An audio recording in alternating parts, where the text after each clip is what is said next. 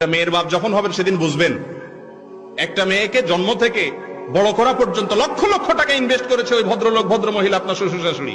আজ তো মেয়েটা উঠাই দিছে আপনার কাছে, সারা পড়ালেখা করেছে মেয়ের বাপে, সার্ভিসটা নিবে কে? কথা বলেন। সার্ভিসটা নিবে স্বামী, তার ছেলে মেয়ে পড়াবে, ঠিক না ঠিক? সুস্থ রাখছে তার বাপ মায়, আল্লাহ করাইছেন, ওনারা ট্রিটমেন্ট করাইছেন, কিন্তু ভোগ করবে কে? স্বামী।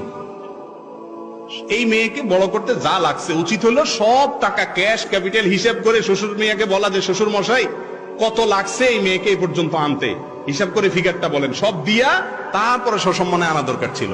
বেহায়া দেয় তো না, বাসর রাতে মহারানা মাপ চায় না, উল্টারও যৌতুক চা। মেয়ের বাপ মেয়েটা জন্ম দিয়ে কি অপরাধ করছে? আপনার বাড়িতে খাট পালন দিতে হবে, আপনার টাকা হাওলাতের নাম দিয়ে যৌতুক দিতে হবে, আপনাকে মোটরসাইকেল কিনে দিতে হবে, আপনার মার গায়ে বাতাস দিতে হবে, আপনার